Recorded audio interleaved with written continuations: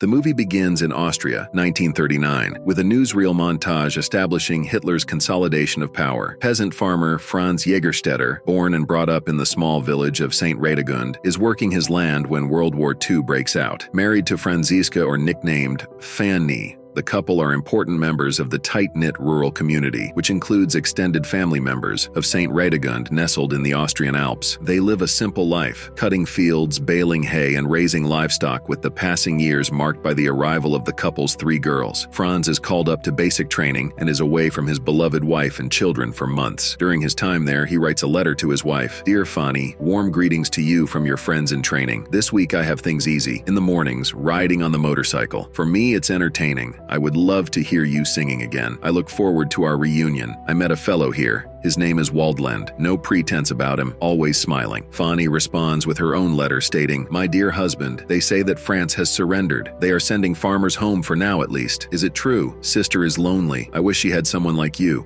We could use you here to break in the calf. The harvest comes nearer. We burnt the bad weeds. I got some piglets from Mossbauer, 4 weeks old. With warm greetings to you, your loving wife, Fanny." Eventually, along with his colleagues, Franz is sent home from basic training early in the conflict, when it looks like the war might be over with France's surrender to Germany. With his mother and sister-in-law Rizi, he and his wife farm the land and raise their children amid the mountains and valleys of Upper Austria. Franz talks with some of the men about the possible call-up again, where one of them says he thought there would be peace, but this war goes on. Franz asks if he believes in what they're fighting for, to which the man says, "Not really." Later, Franz talks with an old man named Miller, who says the mask is off and that he fears for his family. He asks, "Don't they know evil when they see it?" Miller states they're used to it now. Crime, no shame. He tells Franz to be careful. In the evening, Franz meets with the priest, telling him he can't serve in the military as they're killing innocent people, raiding other countries, preying on the weak. He says the priests call them heroes, even saints, the soldiers that do this. It might be that the other ones are the heroes, the ones who defend their homes against the enemy. Upon hearing this, the priest is shocked and asks Franz if he has spoken with anyone else about this. He tells Franz he ought to consider the consequences of his actions on his family, that he would almost surely be shot, and his sacrifice would benefit no one. Lastly, the priest says he will speak with the bishop about his case, and they part ways. The next morning, when some soldiers approach Franz to collect contributions for the war effort, he politely declines, saying he doesn't have anything to give, and wishes them all a good day. The soldiers are left stunned. Later, the mayor heads to Franz's house after discovering he didn't contribute to their collection. The mayor asks as to why he refused to contribute on behalf of the veterans and their families. He also heard that Franz has refused to accept the family allowance and other subsidies the state would have provided him. The mayor says nobody refused but him and asks Franz to show a little humor. Soon after, Franz meets with the bishop. He asks if God gives them free will. They're responsible for what they do, what they fail to do, if their leaders are not good, if they're evil. What does one do? He says he wants to save his life, but not through lies. The bishop responds, telling him he has a duty to the fatherland. The church tells him so. Franz thinks the bishop was afraid that he might be a spy. He says they don't dare to commit themselves, or it could be their turn next. While speaking with another elderly Eckinger, the man tells him they can't blame the bishop for going along, that he hoped by doing it that the regime would be more tolerant towards the church. But now the priests are sent to concentration camps, church processions banned. They don't have a say, so what can they do? Franz then goes to the church to speak with the painter, who tells him that he painted tombs of the prophets. He helped people look up from those pews and dream. They look up and they imagine that if they'd lived back in Christ's time, they wouldn't have done what the others did. They would have murdered those whom they now adore. He says he paints all this suffering, but he doesn't suffer himself. He makes a living off it. What they do is just create his sympathy. They created mirrors, not followers. Fanny tells Franz that they won't call him up, saying they need farmers, but you can't avoid the inevitable. So in 1941, as the war goes on, Franz and the other able-bodied men in the village are called up to fight. Their first requirement is to swear an oath of allegiance to Adolf Hitler and the Third Reich. This is something that he in good conscience cannot or is unwilling to do. This stance places not only him but his family at greater odds with those in the community, each person objecting not always for the same reason, and thus leads to them being increasingly ostracized and isolated. The women's husbands have gone off to war. Why should they fight to save them? With Fanny by his side, word. Franz has to decide what to do. His continuing objections, which they know could lead to him being imprisoned or possibly executed for treason. Beyond what he is to do, the further associated question becomes if there is a breaking point for him. The mayor keeps pressuring him by saying things like he is not his enemy, but a friend. He tells him he still belongs to their people, and he cannot say no to his race and his blood. You have to defend our land, the mayor says. Till they came, the people were in despair, humiliated, in chains. The mayor will be made responsible for Franz's actions. Franz will be hanged, and his family, his wife, his children will have no one to support them. His mother will die unconsoled. Lastly, he states, "You're worse than them, because they are enemies, but you are a traitor." Rizi confronts Franz, saying, "You're going to do it, aren't you?" She tells him Fanny's happiness is in his hands, that she could have had other men. Rizi later talks with her sister, telling her she wants too little for herself. She asks why she doesn't oppose him, resist him. Rizi says Fanny doesn't know what unhappiness is,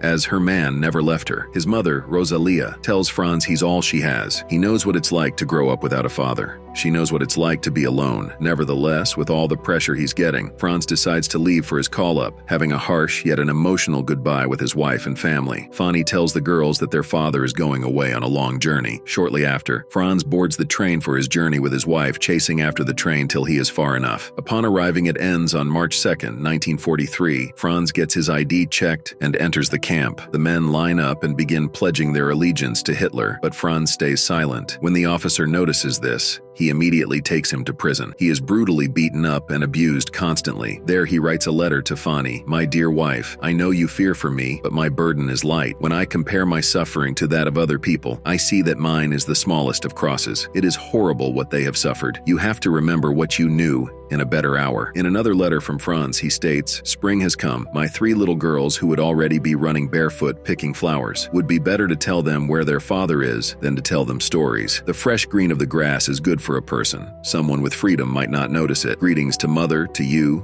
the girls and all. See you again." Fanny responds with her letter, "Dear husband, greetings in God, who will make everything right again. Greetings from your 3 little women. They say to tell you only about the good things they are doing. Of course, but I wouldn't surprise you by telling you about their disobedience. I have to scold the girls. They're always demanding my attention. Rosie, one of the girls, is always asking about you. When we're going to bed, she says, leave the door unlocked so Papa can come in. Rosie wanted to take your picture to bed with her tonight. You were supposed to sleep beside her. I told her that when Father comes home, he will. Warm greetings from your loving wife, Fanny." Captain Herder has Franz brought to speak with him. Herder asks, what good does Franz think his defiance is doing anyone? He says, "You think it will change the course of things? You think the authorities are aware of you? That your protest will come to their attention? Do you think anyone will know of it? Ever hear you?" He states that no one knows what goes on behind those walls. What purpose does it serve? Franz responds saying, "Does it make no difference whether this war is just or unjust?" Captain Herder continues, "You shine their shoes. You fill their sandbags. Are you innocent? What is it? Pride? Are you better than the rest?" He asks how he knows what is good or bad. Herder says, "There's a difference between the kind of suffering we can't avoid and a suffering we choose." That Franz has forgotten what the word looks like. They all have blood on their hands. No one is innocent. After some time, Franz is being transferred to a prison in Berlin. He writes a letter to Fanny. "Dearest wife, I leave for Berlin at 10:13 a.m. I have no concerns about me. Pray for me." Franz arrives at Tegel prison on May 4th of 1943, where the soldiers there harass him even more. Fanny writes back, "Dear husband, your letter has arrived. Many thanks. The well went dry on Thursday. We need good rain. What I feared has come. I have found no one to assist me with the work, except for Rizi. Strohofer stole beets from our field. I hear nothing but your voice. I visited the widow, Maria. She hadn't spoken with anyone in 2 weeks. The new hay gives me hope. The scent in the barn, the wind, the wheat, the sky." Fanny tries to meet with the colonel to consult him about her husband's situation, but is unable to make an appointment. Rosalia blames Fanny for her son's departure. She says he used to be different, but changed when he met her. A lawyer meets with Franz, saying he's been appointed by the court to be his defense attorney. He realizes Franz's resistance is specifically to serve in combat and believes if he were to accept medical service, the charges would probably be dropped. Franz asks if he's required to swear loyalty to Hitler, and the lawyer replies that no one really takes that sort of thing seriously, but Franz still refuses. The lawyer leaves a paper for him to keep. If he agrees to the terms, he can sign and will go free. Franz meets a fellow from his training days in the prison. He asks about Franz's family and wishes he had a wife with a farm, apple trees, and maybe some grapes. Franz waits months for his trial. During his time in prison, he and Fanny continue to write letters to one another and give each other strength. Fanny and their daughters are victims of growing hostility in the village over her husband's decision not to fight. After months of brutal incarceration, Franz's case goes to trial. In the end, he is found guilty and sentenced to death. Despite many opportunities to sign the oath of allegiance, Franz continues to stand up for his beliefs and is executed by the Third Reich in August of 1943, while his wife and 3 daughters survive. And with that,